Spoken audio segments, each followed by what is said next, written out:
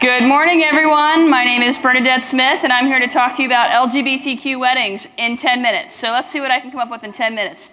My company is called 14 Stories, which I started 10 years ago when same-sex marriage first became legal in the state of Massachusetts. In that time, I've planned hundreds of same-sex weddings. So lots of lessons learned, lots of really interesting things that have come up in the past 10 years, which I'm happy to share with you today. And last year we did a groundbreaking survey of over 900 married and engaged same-sex couples, and I'm going to share some of those survey results with you today as well. First up, gay weddings are historically smaller and less expensive than our straight counterparts. So only about 28% of same-sex weddings have more than 100 guests, and we're seeing a lot with fewer than 100. So most of them, the far majority, are less than 100 guests.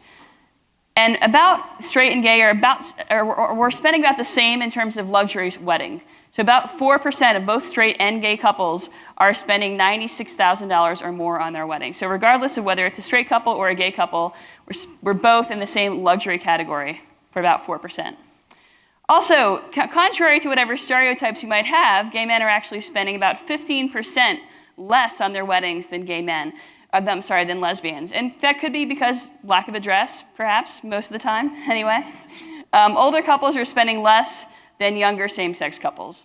And we're seeing lots of differences between straight and gay weddings, and especially among gay men. Gay men are just not very traditional guys. So lesbians are a little bit more traditional than gay men, but we did this survey and we asked, really, what are we doing? Like, what traditions are we following? And really, across the board, we're just not very traditional. So things like, even flower girl, ring bearer, less than 20% of us are doing things like that. We're not seeing a lot of rehearsal dinners. We're not seeing a lot of showers, bachelor parties, bachelorette parties, receiving lines. We're not seeing a lot of that across the board, gay or lesbian. We're not really doing much in terms of seeing each other before the ceremony. Like that tradition of straight couples not seeing each other before the ceremony, we're not really following that tradition. Most gay men, 93% of gay men, are getting dressed and ready together, and over 70% of lesbians are as well, which really goes to the lack of gender roles in same-sex weddings. If you think about straight weddings, they're very steeped in gender roles. The bride and groom not seeing each other, the bride being presented by her father. There's so many gender roles, the first dance that go along with the wedding, the white dress, so many things that are really steeped in gender and the role of the male and female. Because we are two guys or two girls, we really have the freedom to release of those gender roles. And it gives us an awful lot of freedom and liberation where you can really establish whatever rules we want to establish. The wedding party for same-sex couples has it pretty easy. About a third of same-sex couples are having no one stand up with them. About another third are only having a best person. And about a third more are having 4 or more people on either side. So smaller wedding parties across the board for same-sex weddings. For those of us who are planners or officiants, certainly makes our lives a lot easier, not having to herd all of those people. Our parents are getting better, which is really great news. So for same-sex couples who are already married, less than 50% had the support of their parents. But for younger same-sex couples, we're seeing 2/3 have the support of their parents. And that's just going to keep getting higher and higher. As more and more same-sex couples get married, there's going to be a lot more parental support, which is huge because that allows us to be able to more fully participate in the actual wedding. Because when we're concerned about, what is my mom going to think? What is my dad going to think? Am I going to be able to have them in the portraits? Am I going to be able to dance with my mom? When those types of conversations and questions come up, it adds this huge layer of stress onto the couple getting married. So having the support of the parents obviously makes a huge difference. Huge difference. There's no need for gender roles, as I mentioned before. So, like I said, we're often getting ready together. We're often seeing each other before the ceremony. We're often doing the portraits before the ceremony. What about the actual wedding processional itself?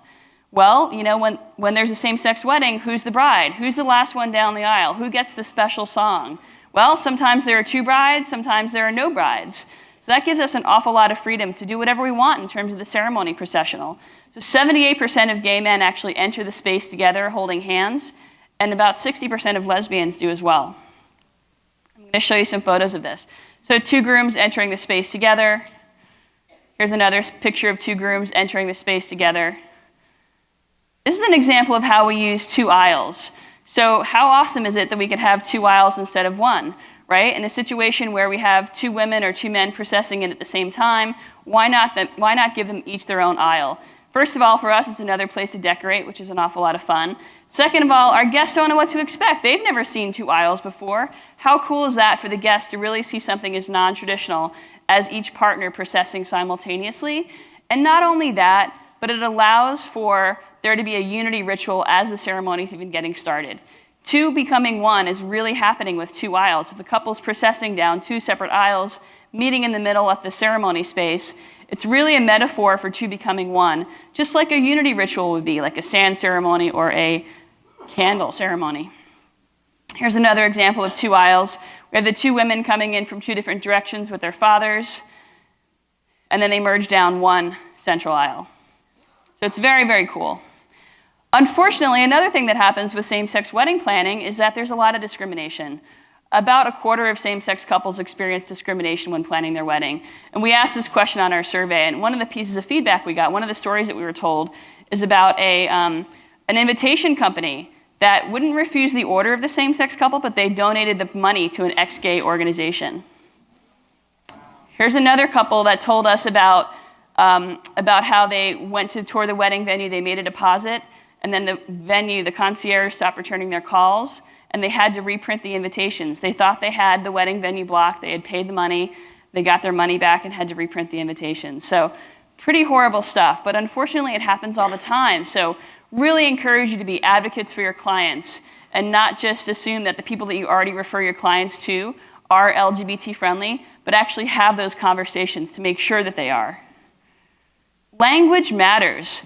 LGBTQ, LGBTQQAA, there's a whole bunch of different acronyms. LGBT is sort of the base that you should be using, or LGBTQ you could use as well.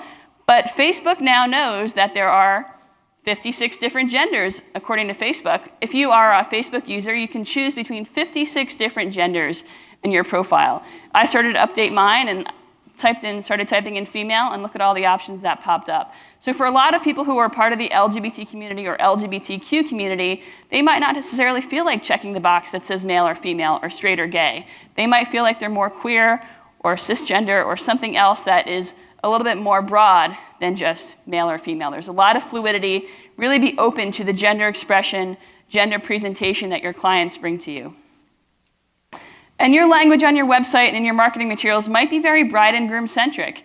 It might be making the assumption that there is one bride. It might be using language like bridal, the bride and groom. And that's really exclusive. It's really exclusive to same-sex couples who want to feel like if they want to work with you, they don't want to see that language on your site or in your contract because it makes them feel like you're not welcoming to them. So definitely clean up that language to make sure you're totally inclusive. So instead of saying bride or bridal, say wedding. Very simple changes, or wedding couple. An average of 70% of same-sex couples find gender-neutral language and photos to be very, very important, especially millennials. So contract, if it says bride and groom, say name of wedding couple, things like that are very simple changes. Brides and grooms, couples, all of these terms right here are completely appropriate for all couples. Your straight couples aren't going to notice that it says wedding couple instead of bride and groom. Your same-sex couple is going to be grateful that you took the time to be inclusive of them. That's all I got. 9 minutes. Keep in touch. You can follow me on Facebook, connect with me on any social media. I tweet at 14 Stories and at Gay Wedding. I Instagram at 14 Stories. I Pinterest at 14 Stories. My 2 websites are 14stories.com and gayweddinginstitute.com. Thank you, everyone.